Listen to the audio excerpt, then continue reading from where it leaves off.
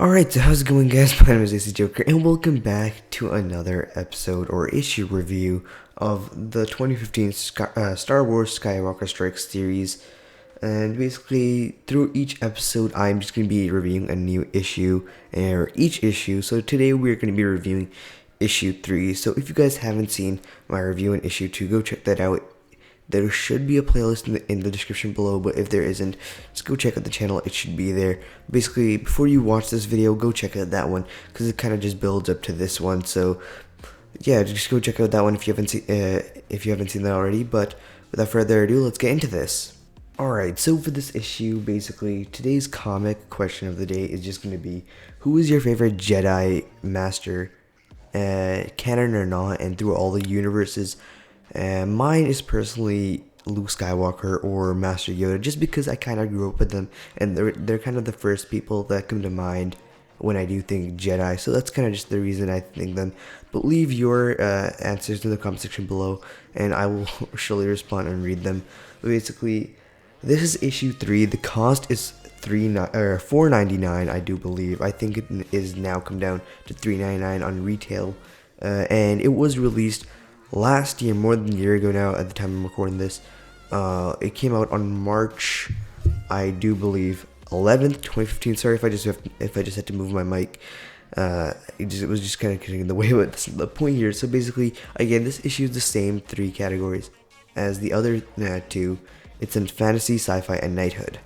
Alright, so basically during this issue, kind of just pulled together or finished up the beginning arc of the new storyline, which is kind of concluding the first and second issue and bringing it all together in this one. So basically, what we kind of covered in the first few issues is basically Luke Skywalker confronting Darth Vader for the first time and trying to be the Jedi that Obi-Wan wanted him to be before he kind of died, I guess.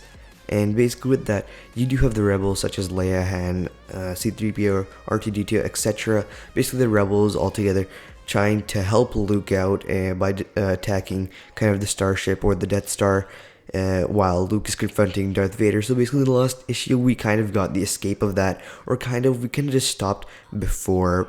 We kind of just stopped right before we kind of got to continue after the confrontation of Vader and Luke, and during the scene where this kind of sky, the roof of kind of the room that they were in got ripped off by, I don't remember exactly what it was, but it got ripped off, and basically Luke was saved and that he was able to escape Darth Vader.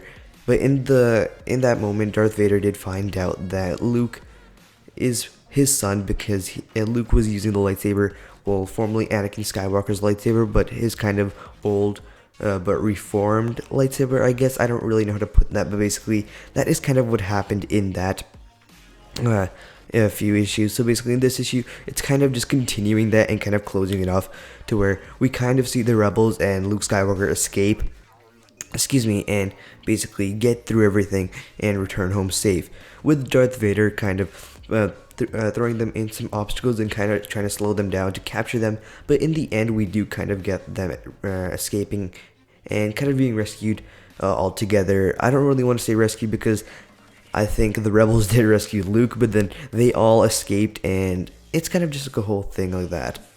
So basically with this issue, we kind of just tied up everything that we did find out in the first few issues, in issue 1, 2, and 3, and basically that's all this issue did. But honestly, this was a really good issue just because of the content and how there was more action in this than we have ever seen in the previous issues, and it kind of gives us an idea of how the action can look in the comics. So with this, I do give it a 4 out, or a 4 out of 5, or an 8 out of 10. Because it was really good to end off the kind of beginning arc of the new storyline, and it's really good because it kind of introduces us into what's going to be happening next. So basically, this is not kind of one of those issues where there was too much. There was just lots of action and kind of just concluding the beginning story arc. So we didn't really have too much extra content to it, just the rebels and Luke escaping. So basically that's all this issue did, but it was honestly really good in its entirety.